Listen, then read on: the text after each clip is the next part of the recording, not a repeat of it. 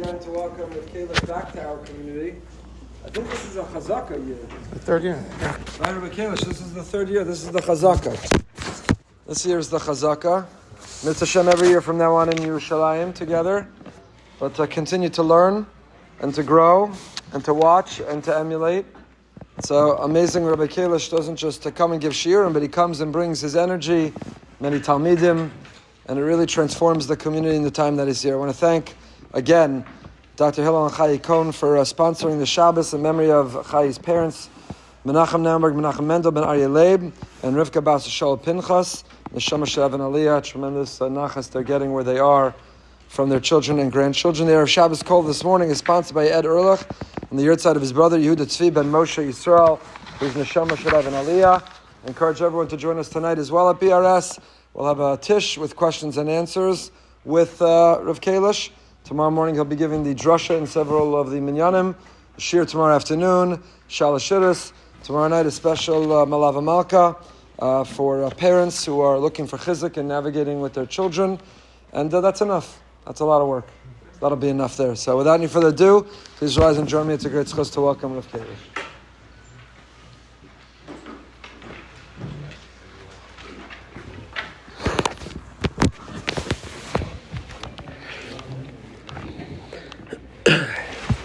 Good morning, and thank you to the Rav for his kind words, and I thank Dr. Cohn and the Rav and the whole community for having me. It's really an honor.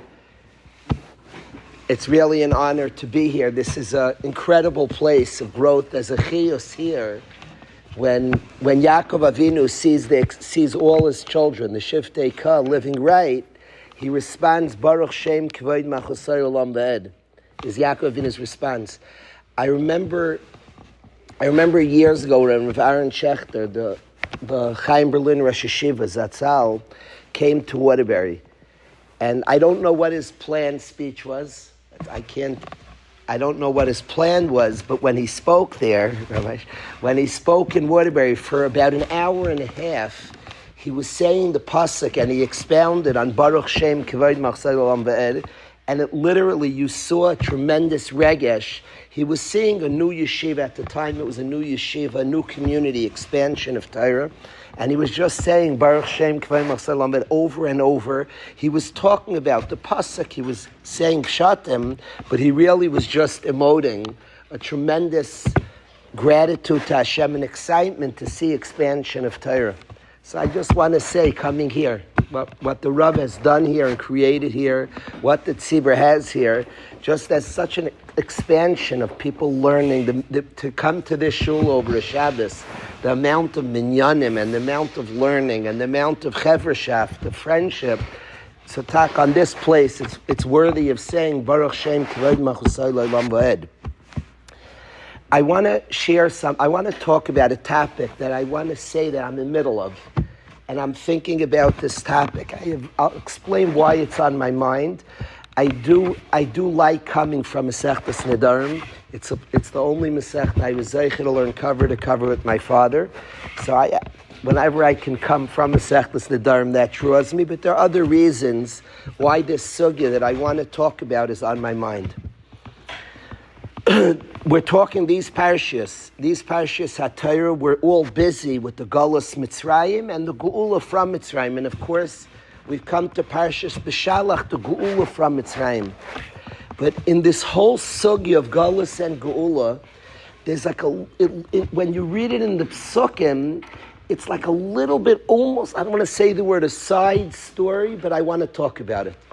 At the beginning, Moshe Rabbeinu is in Midyan. And Aaron HaKohen is running our people in Mitzrayim. And Moshe Rabbeinu, of course, marries Yisro's daughter. And Yisro, before he gives the shidduch, he makes Moshe Rabbeinu make a shvuah. It's a Gemara Nedarim Samachei. And Yisro is mashpia. He makes Moshe swear something. And he says Moshe Rabbeinu, he is pretty aware that there's a very good chance Moshe Rabbeinu is going to return to his people. And he says to his son-in-law, I'll give you my daughter one condition. Swear to me, Vayoyel Moshe l'sheves esaish, swear to me that before you return to the Jewish people, you'll ask me permission. Now, I want to talk about that shvuah for a few minutes this morning. I want to talk about that shvuah. Swear to me that if you leave here, I'm not stupid. I'm giving you my daughter. I'm not convinced you'll settle. I deal with a lot of guys, shidduchim, and the girls like, you don't have to move back to Florida. They're going back to Florida. Like, please. So Moshe Rabbeinu knows. Yisra is full aware. Moshe says, I might not go back to. He's going to Mitzrayim. His people are in Mitzrayim. We're in Mitzrayim, and Yisra is full aware he's going to Mitzrayim. And he says to Moshe Rabbeinu, though, if you go to Mitzrayim, swear to me you'll ask permission. Now, obviously, a father-in-law, at Chas, I'm zeicher to go to many weddings. The holy moments before the chuppah, when each father-in-law, Tanayim, the minhag Ashkenaz, that the Tanayim's done right before the chuppah, and some in Ashkenaz, and each one of the fathers promises to walk their child down the aisle. I'm always more moved by the father of the girl.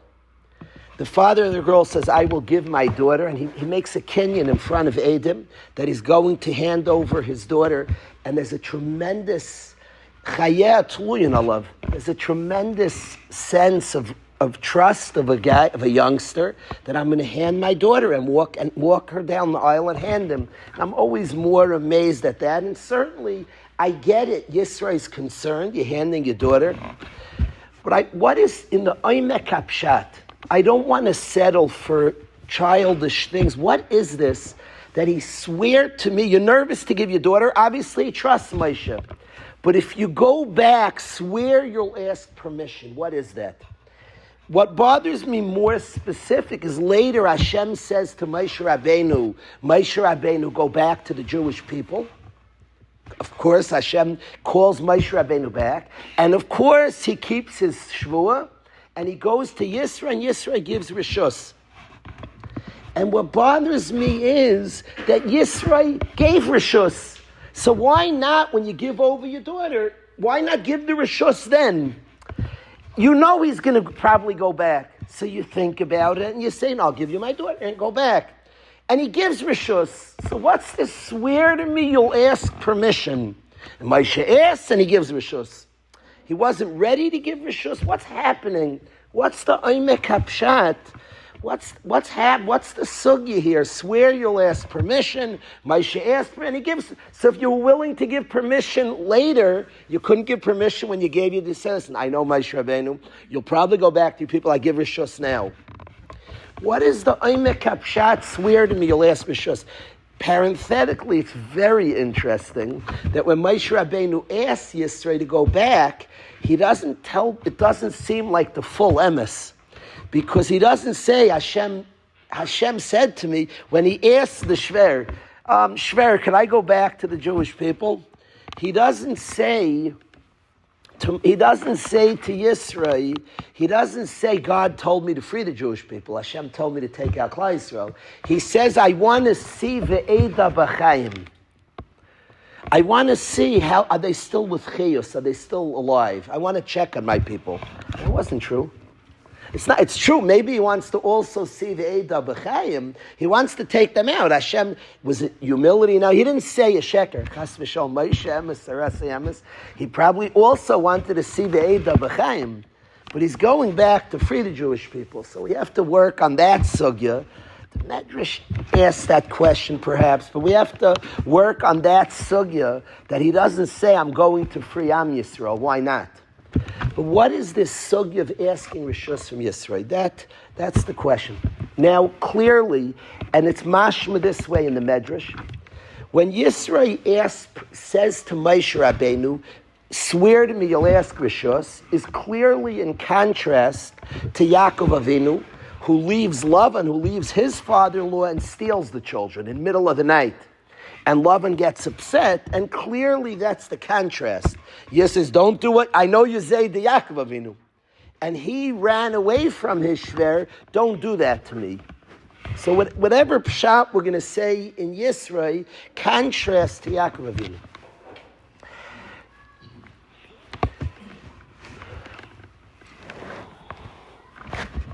I think about the B'nai Torah of today, that our children, Baruch Hashem, our people, our Zeich, our children are sitting and learning in yeshivas, and our yeshivas are full, and youngsters are sitting and learning Basmada, and Baruch Hashem, our yeshivas, our Beis Yaakovs are full. And I think about the grandparents, many of the grandparents who made decisions that have brought to what is today. I've thought in this last kufa, I've thought a lot about my Rebbe and my father and their journeys, their stories. My parents' stories, who grew up in a whole different world than we're growing up in. My father learned in Hafter, in what was then, it wasn't called Hafter. At the time, it was called Highlight. And I think about his choices, his decisions. My mother, her decisions, what she chose, how she chose. And then I think about the youngsters of today, what they're growing up, and the tremendous yeshivas and Beis Yaakovs that we're zeicha to have today. And I hope that the kids of today remember and understand and keep in their lives the bikush for Hashem. My wife's father is a searching yid. He doesn't know Torah and mitzvahs like you and I know. And he wrote us a letter about his life search for Hashem, an incredible letter. And I want that my children who are zeicha, they're sitting and learning Torah, learning Ketzais, learning Nesivas, I want them to be connected to that search for Hashem. It's like, we found it, we're there already. I want them to be aware, I want them to respect the search for Hashem, and I want them to know, even in your advanced steiging, you're part of the search for Hashem. And moving towards Hashem, we're a continuation and a hemshech of this search to serve Hashem, to be close to Hashem, in our quote-unquote sophisticated learning. And I mean sophisticated learning, bemis. But I want it to be, we're still connected to that search, aware of the search, appreciative of the search, and part of it in our own growth, in our own steiging. I wonder, I'm wondering, Yaakov stealing, quote unquote, the children from Lavan, is the pshat that Lavan's not part of our Messiah. Lavan bikish lakar sakol, quite the contrary. Lavan is not considered a part of our journey. He's not mentioned. We're not mechabed him as part of our journey. And that, in Yaakov Avinu stealing his daughters, that's what's being expressed. You're not part of the journey. He says, I'm stealing away the children. I'm not asking for your bracha. I'm not a hemshech of what you've brought. Lavan, a dishonest person, a liar and a cheat. And Yaakov Avinu steals them, and Lavan understands this. Lavan understands this, and what he's saying, you stole my children, is I get you're expressing it's not a hemshech from me. I wonder that Yisrael says, Moshe Rabbeinu, swear to me, you'll ask me rishus, is not a power, is not a control, is an expression and saying that I want. Yisrael is a searcher. Yisrael searches and checks everything out and discovers and decides the untruths of all the other different worlds. There's even the Medrash says that different than we have in the Pshat. The Medrash says that he made Moshe Rabbeinu swear, that the first son would be Oved Avodah Zarah, that he would be to the Avodah Zarah, and Moshe swore that. Now I saw in Svarim, Moshe was not giving any of his children to Avodah Zarah. I saw in Svarim that Moshe was saying that I'll allow my first son to have choices. And Yisrael was saying his was an avodas Hashem, of searching, of seeking. I want your child to be in a world where they can have choice and think about it. And Moshe swore that he would allow that. But what perhaps this Shavuot, that you'll ask me Rishus to go to Mitzrayim, is Yisrael saying that my search for Hashem will be a hemshech and continued. You're going to go to Mitzrayim. You're going to have a Yetziah Mitzrayim. You're forming a people that's going to be Mekabel the Torah. Tavdanas Elokim Alahar Hazeh. You're a people that's going to receive the Torah. You're going to go to sophisticated heights awareness of Hashem, closeness to Hashem, I ask you, Moshe Rabbeinu, as your father-in-law, as Sipporah's father, I ask you, swear to me, you'll ask me Rishus. Dahainu, you'll connect back. It will be a hemshech. It will remember. It will be part of a search in your advancement, in your Yediyas HaTorah that you're going to get, in your furtherance to the service of Hashem. It will connect back to that which I discovered, to my search for Hashem. You'll always remember that. That's what he swears to him. And in next week's parsha, after Yetzias Mitzrayim, when Yisrael comes and there's a whole sugya of the kavod that Moshe affords his shver, is all perhaps part of that shvuah of asking Rishus. Then Yisrael comes after, when Yisrael comes after Muhammad Samalek, after Kriyas Yamsuf, and comes to our people. And he's given a massive amount of kavod. That's all part of the sugya. It's interesting, the kavod that Yisrael receives, and I wonder what this looks like. What do I even want? What I'm asking, that I want our youngsters to be aware of the search of certainly there's gratitude, and probably it's respecting searchers and respecting Yidden and seeing the beauty of our people and the history of our people. So I don't know exactly, and I'm not positive, so what do you want? Maybe it's just a fact, and it's a mitzios, and you don't have to do anything about what you're saying, and I admit that. I'm not sure what I want. I do say that Yisrael coming and getting all that covered is a big thing. Is a very, very big thing. I like in our yeshivas, when elders come and people understand Torah was built, I go back to my Rebbe describing his journey, the journey of the first yeshiva guys in the country, in America. My Rebbe visiting Rav Aaron Cutler and putting on a ring to be mechabed Rav Aaron as a youngster. Putting on a ring on his finger to be mechabed, but imamish a ring he wouldn't wear stam, but to visit the Gadol Rav Aaron. To remember there were Bnei Torah in the country that searched, that looked for, that built something that we're part of. So this connection of theirs, this today, it's Pashut, but Yisrael is a Chiddush. Yisrael is an outsider. He's not part of our people at that time. But this nekuda certainly there's a sugya of gratitude. Certainly there's a sugya of appreciating everybody's bikush. But I want more, that our own growth is part of that bikush. I want my kids to have this letter of their grandfather and to know that their own learning, their own growth, their own tefillos, that Baruch Hashem are at beautiful places, but you're connected to this bikush for Hashem. You're connected and you're involved, and in our own growth, we're just furthering this bikush for the Rabbeinu Shalom. That's the sugya. That's what I want to present to the Chevra as a possibility. Of the Vayoel Moshe L'Sheves Seish, that Moshe Rabbeinu makes Yisrael swear. I want to present this as a possibility.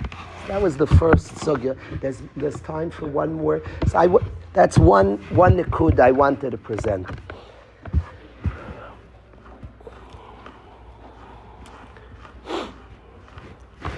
I want to share quickly another inyan. In Parshas B'Shalach, so we know about the Bizas Hayam. We know that Am Yisrael became fabulously wealthy. The Mitzrayim, almost inexplicably, when they went to chase Am Yisrael, brought all their wealth along. Of course, it was Gzeira min Hashemayim that they should bring all their wealth along to fight Klal Yisrael. And when they were killed at the Yam, so Klal Yisrael became fabulously wealthy. In Akiyim, Hashem had promised Bnei Yisrael, Achrei Ken Yetzu B'Chosh Gadol, that will leave Mitzrayim fabulously wealthy. So as a kiyum of that promise, Achrei Ken Yetzu B'Chosh Gadol, we got rich with the Bizas Hayam. But what's interesting is last week's parsha. Because already in last week's parsha, Hashem says to Moshe Rabbeinu, B'matusa minaychu. He asks a favor. And he says, before the Yidden leave Mitzrayim, I don't want Oisei Tzadik Avram Avinu to say that V'avodim v'inu Oisam kiyim behem, Acher ken yetzer v'chosh gadol kiyim behem. So please have Klal Yisrael ask, Vayishalom, they should borrow kalim and borrow things from Mitzrayim. And did that upon leaving Mitzrayim and became rich. We had taken stuff from Mitzrayim. So we had 2 times, and it bears studying. Why are there 2 kiyumim? And there's Torah on this. But I want to talk about another aspect of these 2 kiyumim of Achre Ken Yetzu B'Chosh Gadol. And what I want to ask, the Chdushei Arim asks, why did we borrow the money at first? Achre Ken Yetzu B'Chosh Gadol means I'll make you rich. But the first time, by Yishalom, it was borrowed. Shouldn't it be ours? The second time makes sense. It became ours. But the initial kiyum of Achre Ken Yetzu B'Chosh Gadol, and it was Hashem wanted this. Hashem asked for this and wanted this, that the initial kiyum of Achre Ken Yetzu B'Chosh Gadol should be by Yishalom. They borrow it. That's not ours. It's only borrowed. It's a pekadon. We're allowed to use it. The Mitzrayim, we had chen. The Mitzrayim liked us and wanted us and graciously and were willing to give their stuff to us. But it was only a borrowing. That's funny. Achre Ken Yetzu B'Chosh Gadol, I would suspect and expect. Hashem said we'll leave rich. We'll own it. It will be ours. The Chdushei Arim was shocked that somebody told me they were learning the Chumash. We borrowed it. I thought we're supposed to leave rich. It's only borrowed. Achre Ken Yetzu B'Chosh Gadol, why did it start with money that was only a pekadon by us and only subsequently in Parshas B'Shalach became ours? Why not that it was from the moment it was ours? That's the Chdushei Arim's kasha. There's a Gemara Baba Kama sitting here in Florida. You probably wouldn't be as moved by this Gemara right now. I'm holding in this sugya. The Gemara Baba Kama says that a person's not allowed to take rocks from their property and put it in Rishus HaRabim. You're not allowed to do that. You can't take stones from your property. I have a fellow who lives about around the corner from me, a guy who I really don't appreciate this guy at all. Because when it snows, I didn't see him do it this year. We have 18 inches of snow right now in front of our houses. And I didn't see him do it this year. But yearly, this fellow, there's a turn from my block from Boyden, a left turn onto I'm forgetting the name of the street, but a left turn onto the block where the Beis Medrash is on. I'm forgetting the street right now. And at that left turn, there's a guy at that corner who snow blows. He has a snow blower, excellent. And he blows the snow off his property, puts it right in the middle of the street. I think that's me. I want to show him the Gemara Baba Kama that you're not allowed to take rocks from your property and put it in the middle of the street. The snow blower, you're supposed to face it onto your sidewalk and take all the snow, and it's supposed to take from your sidewalk onto your lawn. He takes the snow and puts it in the middle of the street. If I dan lekav schosim, I would say he thinks eventually they'll probably clean it off. How many accidents he's caused, I don't know. When I drive by, it's always his street is always right in front of his house full of snow. And I've seen him snow blow all his snow right onto the street. And the Gemara says that it's usher to take rocks from your property and make a bar b'Rishus HaRabim. You're not allowed to do what he's doing. Comes the Gemara, and the Gemara says a story, b'chassid echad. There's a chassid who sees a yid who's taking rocks from his property and put it on the street. The chassid says to the yid, why are you taking from that which is not in your rishus and putting it into your rishus?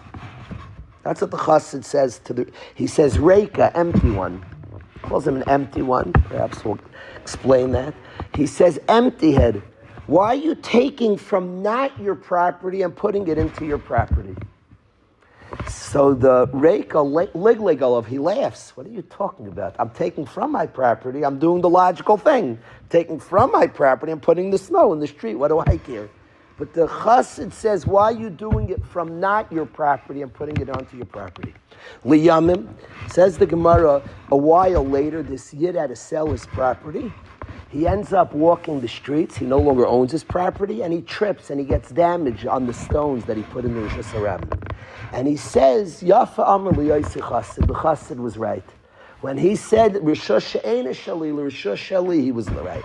The question is, what's going on? What's that conversation? Rishus She'ena Shalcha, it is yours. The Rishus Shalcha, what's going on? What's that conversation? So the pashtus of what the Chassid was saying, and called the Yid who didn't understand this a Reika, somebody who doesn't have. You don't have if you don't understand this. He called him empty. You don't have if you don't get this. The Torah says by Truma, Ishes Kedosh of La Yiyah. A person's Truma belongs to the person. La Yiyah, it's yours. Now Truma, you're not allowed to eat, you're not allowed to drink, it's not yours. You have to give it to the kohen. You can't have any anah. You can't eat it, you can't have anah from it. So what does it mean, La Yiyah? Explains Chazal, it means Toivus Hana. You get to choose which kohen it goes to. And that's a very limited ownership. You don't own it, you get to decide where it's put. Ish es kedosh of La Yiyah. What you own is the right to where it's put. Now it's funny, Hashem says on Truma, it's yours. Chazal quantify and qualify, it's not yours, don't touch it. You have a right where it goes. That's not what Hashem said. He said, Ish es kedosh of La Yiyah, it's yours. And the Chovos Halevavos writes that this is the way we understand gifts from Hashem. Somebody has a good voice, somebody has money, somebody has good looks, somebody has any talent and quality and ability.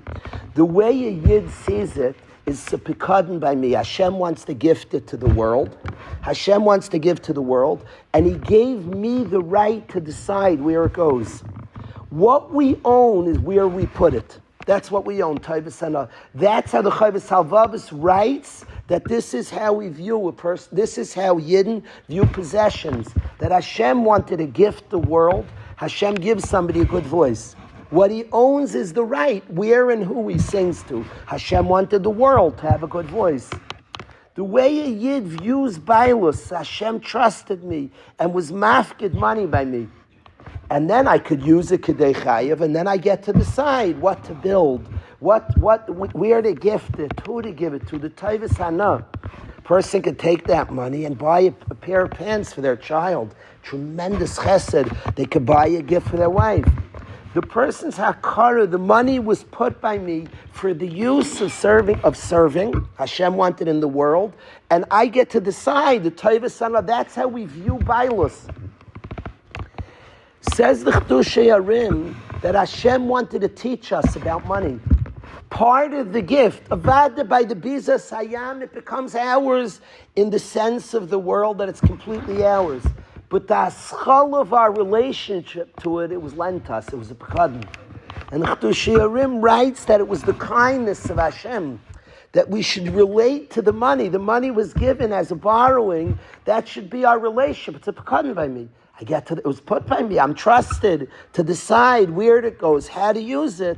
That's the Yid should understand that understanding. Amazing Chedushay Arim.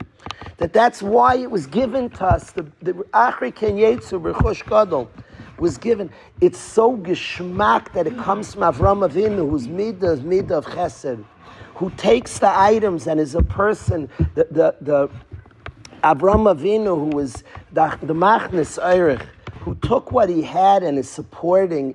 And you look at our beautiful people. You look at our beautiful people and the kindness that goes on in our nation. The Vayita Eshel of Avram Avinu, and the whole way that we borrowed the money was Avram Avinu should appreciate the Achre Ken Yetzu B'Chosh Gadol, how that plays out. And the Chedushay Arim that Hashem was teaching us, Mitzrayim's a place of limits, of Mitzarim, and the limit of just the money as an ends to a different world. It's a pikadon, there's usage, there's connection to Hashem from this. The big things that can come from this, from each, the ability to where to put it, how to put it. We can connect to Hashem through it, through buying something for our spouses, for our child, that there's a connection, there's something so deep that can come from the place we choose to use it. So this is what the Chedushay Arim sees in how there was a kiyum in Achre Ken Yetzu B'Chosh Gadol at first, that the money was given exactly as Yidden would perceive it always. It's a pikadon value, and it was given as such. Before, of course, the Mitzrayim died and the money became ours at the Biza Sayam, but it was given in that oifen is kaiveya, our relationship to it, and a people who gets it, a people Am Yisrael, the chesed that goes on in our nation, remarkable. We're a nation that gets it, that has an attitude to money like no people in the world. It's interesting that people look at our people and chas v'shal make fun like as if the jokes and Am Yisrael were into money. And it's really the furthest from the truth. We have a different understanding of money. I think the Shashim we do appreciate. A person can connect. The Gra's last few minutes on the earth, he was holding his tzitzis, saying for like pennies we can get close to Hashem. Money is the biggest thing in the world. The older I get, I'm much more into money. It's a big thing. You get close to Hashem. Crazy. I could buy my son a jacket. It's crazy. Money is unbelievable. You get close to Imamish. It's tremendous. A gift from Hashem, the usage that it has. Person with a few dollars, you could buy your wife a gift. It's crazy. You go to the store. I mean it, sincerely. You could take money. It's nuts. You could take dollars and you buy your wife some of the biggest chesed in the world. Your mamish can go to a store and buy something nice for your wife. Money is precious and it's a gift to use for Hashem. That Hashem's mafkid by a person with such a use that you can get close to Hashem. The Gra holding his tzitzis for like pennies, you can get close to Hashem or strings. You get close to Hashem. The usage of money and the pakadin by a person towards the point that this is literally Yitzias Mitzrayim. The place in Mitzrayim where things are so limited and so stuck. Just a loop where you're stuck there. There's no deeper and more and eternal value. But the way you use money was very different than the Umas, and we're a light to the Umas, that it's a usage. A new shul could be built, a mamish with money. The Rav's building here, Torah and expansion for Yidden. It's wild. It's crazy. Money is so big and so big. It's closeness to Hashem. It's a new shul. It's a bigger shul, a better base medrash, a warmer coffee for Yidden to come learn. Crazy. You could buy mamish coffee for Yidden that a Yid could have a cup of coffee. It's crazy. That's our attitude, that we see the usage of it, not as baila, something a person holds on to and holds for themselves. That's Mitzrayim. We got out of Mitzrayim. And in getting out of Mitzrayim, borrow a pekadim. Rebbeinu Hashem should be mezaka, all of us, to be zeicha, to appreciate all the gifts Hashem has given us, and to use to be close to Hashem. I got in Shabbos. Thank you. If anyone wants to sponsor anything in the new building, I'm available to talk.